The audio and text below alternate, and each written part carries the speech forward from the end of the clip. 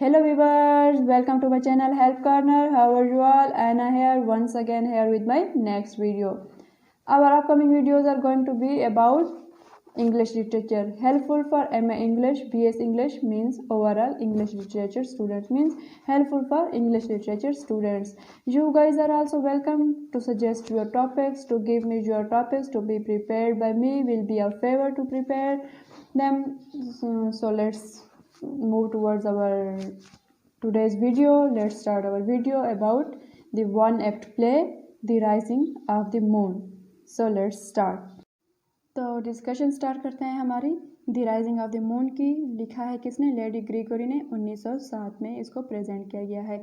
तो इंट्रो देख लेते हैं थोड़ा सा नावल का, मीन्स प्ले का, नावल नहीं प्ले का। It is a one act play written by Isabella Augusta better known as Lady Gregory in 1907। 1907 में आइजाबेला अगस्टा ने ये प्ले लिखा है। वन एक्ट प्ले है, वन एक्ट प्ले है, आइजाबेला अगस्टा ने लिखा है। वो ज़्यादा मशहूर है लेडी ग्रीगोरी के नाम से। 1907 में प्ले को प्रेजेंट किया गया है। It is a political play, means ये एक सियासी प्ले है, लेकिन आल्सो मीन्स पॉलिटिकल प्ले होने के साथ साथ वो एक कॉमेडिक टेल है, एक मज़ाहिया स्टोरी है of the prisoner and policeman, means एक कैदी भगोड़े और पुलिसमैन के दरमियान एक मज़ाहिया कहानी है। The play present Anglo Irish relations, means Anglo और आयरिश रिलेशंस को प्रेजेंट करता है। वो किस तरह से एंग्लो और आयरिश रिलेशन प्रेजेंट करता है वो आगे हम प्ले की स्टोरी में पढ़ते हैं। The play first produced in March 9, 1907 by Irish National Theatre. Irish National Theatre में ये प्ले प्रेजेंट किया गया 9 मार्च 1907 को। ऑथर के बारे में थोड़ा सा देख लेते हैं। About the author, lady Gregory, burn on 15 March 1852 and died on 22 मई 1932। ये उसका बर्थ और डेथ टाइम हो गया। वो आयरिश ड्रामाटिस्ट है, फोकलोरिस्ट है और मैनेजर है एक थिएटर की, मीन्स मशहूर ड्रामाटिस्ट भी है, फोकलोरिस्ट भी है और थिएटर की मैनेजर भी है। ड्रामाटिस्ट मीन्स ड्रामा निगार है, ड्रामे लिखती है। फोकलोरिस्ट हो गई, फोकलोरिस्ट क्या होगा? जो कल्चर और ट्रेडिशन के बारे में लिखते हैं। मैनेजर है थिएटर की, मीन्स वो थिएटर को रन करती है। Famous for her work Irish literary revival, means वो जिस चीज़ से अपने जिस काम से जिस एक बुक या जिस एक अपने तहरीर की वजह से मशहूर है वो कौन सी है? Irish literary revival, Irish literary revival. Married to sir William Henry, उसकी शादी किससे हुई? Sir William Henry Gregory, married to sir William Henry Gregory. With the help of W.B. Yeats and Edward Martin, W.B. Yeats and Edward Martin, she co-founded Irish Literary Theatre, means in दो की मदद से, east और Edward Martin की मदद से lady Gregory ने दो थिएटर वजूद में लाए हैं। कौन कौन से? आयरिश लिटरेरी थिएटर और एबे थिएटर। एबे थिएटर का दूसरा नाम मीन्स क्या है? ज़्यादा मशहूर हो और दूसरे नाम से भी है, कौन सा हो गया? Irish National Theatre, also known as Irish National Theatre. Characters देख लेते हैं। प्ले के करेक्टर्स कौन से हैं? प्ले को डिस्कस करने के लिए हमें करेक्टर्स का पता होना चाहिए। फोर मेन करेक्टर्स हैं इस प्ले को समझने के लिए, डिस्कस करने के लिए। The sergeant, policeman X, policeman B, the ragman. Story देख लेते हैं थोड़ी सी। प्ले की स्टोरी क्या है? रात का टाइम है, जब स्टार्ट होती है सेटिंग रात के टाइम की है, पूरे चांद की रात है, समंदर किनारे की सेटिंग है। 3 पुलिसमैन इंग्लैंड के मीन्स गवर्नमेंट के मातहत, 3 पुलिसमैन, एक सर्जेंट और 2 पुलिसमैन एक्स और पुलिसमैन बी एक इश्तिहारी कैदी की तलाश में हैं। इश्तिहारात लगा रहे हैं, पोस्टर लगा रहे हैं और उसके ऊपर लिखा है कि इसको पकड़ने के 9 पाउंड इनाम भी है उसको पकड़ने का। जो कैदी है वो किस मुल्क से बिलोंग करता है? आयरलैंड से। उस टाइम की बात है जब आयरलैंड इंग्लैंड के मीन्स कब्जे में था, आयरलैंड आज़ादी के लिए जंग कर रहा था। तो एक जो रैगमैन है वो कौन है? वो भगोड़ा कैदी है। रैगमैन वो एक इंतहा पसंद समझे कह लें हैं, आयरलैंड से है, वो अपनी आज़ादी के लिए लड़ रहा है। वो एक भगोड़ा है तो ये उसको पकड़ रहे हैं। जो सर्जेंट है वो भी बेसिकली आयरिश बैकग्राउंड से है, क्योंकि उसका बैकग्राउंड आयरिश है तो उसको एक मीन्स दिल्ली लगाओ आयरलैंड से भी है, लेकिन अपनी माली हालात और ज़रूरियात की वजह से मजबूर है इंग्लैंड की नौकरी करने के लिए। अब चूँकि उसकी नौकरी है तो वो मजबूर है, उसने उस सर्जेंट को, उस कैदी को ढूंढना है। वो बाकी दो पुलिसमैन को ऑर्डर करता है कि वो दूसरी तरफ जाकर इश्तिहारात लगाएं। उसके दिल में आता है शायद वो समंदर किनारे से कैदी ने निकलने की कोशिश की हो, तो वह खुद वहाँ ठहर कर उसे ढूंढने के सोचता है। इसी असना में उसे मीन्स एक सोच पड़ती है कि क्या पता वो कैदी समंदर में गया हो, लेकिन वो देखता है कि पोस्टर पर लिखा है कि 100 पाउंड इनामात मिलेंगे। वो खुश हो जाता है, कहता है क्यों ना अगर मैंने खुद इसको ढूंढ लिया तो मुझे 100 पाउंड भी मिल जाएंगे और मेरी तरक्की भी हो जाएगी, मीन्स फ़ायदा हो जाएगा डबल डबल।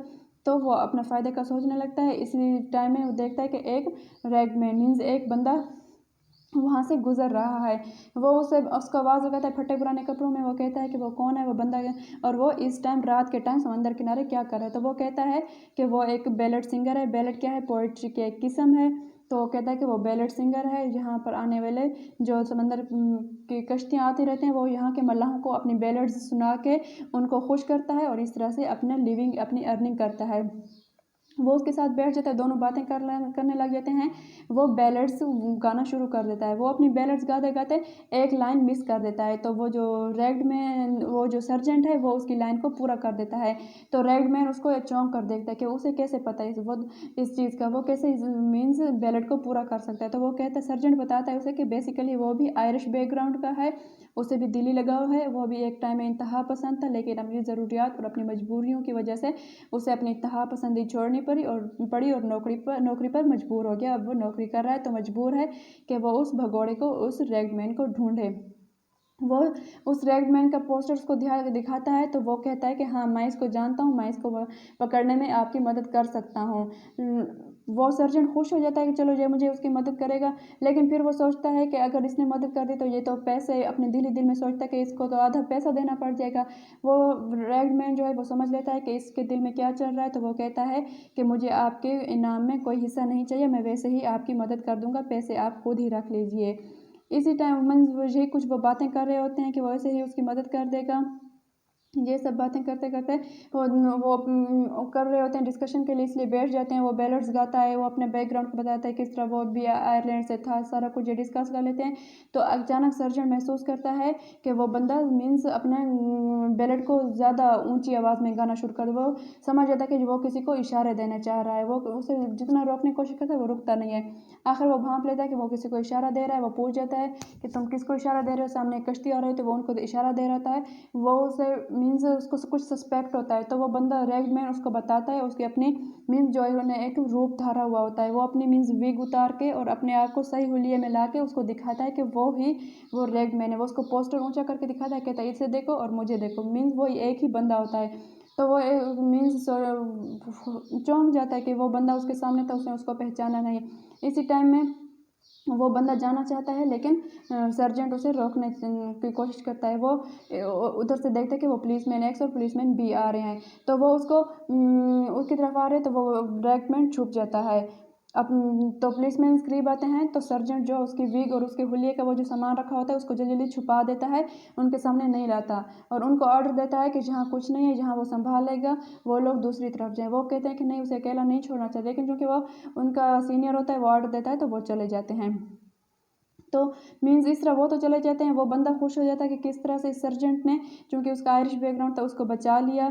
तो वो फिर उसका शुक्रिया अदा करता है। फिर वो कश्ती पर अपने वो साथियों के साथ चला जाता है। तो यही स्टोरी मीन्स यही कुछ है स्टोरी का। और इसको मीन्स अच्छे से प्रिपेयर करने के लिए ये समरी हो गई, उसका इंट्रो भी हो गया, अदर के बारे में देख लिया, समरी भी आपको थोड़ी बहुत अपनी मीन्स वर्डिंग में, इजी वर्डिंग में, उर्दू में ही आपको डिस्कस करके बता दिया है। इंपॉर्टेंट क्वेश्चंस इस प्ले को कवर करने के लिए कौन से हैं, थीम्स है, टाइटल है प्ले का, आयरॉनिक एटीट्यूड मीन्स प्ले में है, और characters of the play. Characters कौन से, ये 4 करेक्टर हैं। ये 4 करेक्टर को अच्छे से प्ले करके एक करेक्टर्स पे क्वेश्चन कर सकते हैं। आयरॉनिक एटीट्यूड पे भी आप इस कर सकते हैं। एक टाइटल ऑफ द प्ले, इस पे भी एक क्वेश्चन आ सकता है। थीम्स ऑफ द प्ले, इस पे भी। सबवर्जन है, लॉयल्टी है, बिट्रियल है, यही कुछ थीम्स हैं, इस पे भी एक क्वेश्चन आ सकता है। Best of luck, I hope I did my well. आप means you guys are also welcome to give me your topics to be prepared. Best of luck, अल्लाह हाफिज़।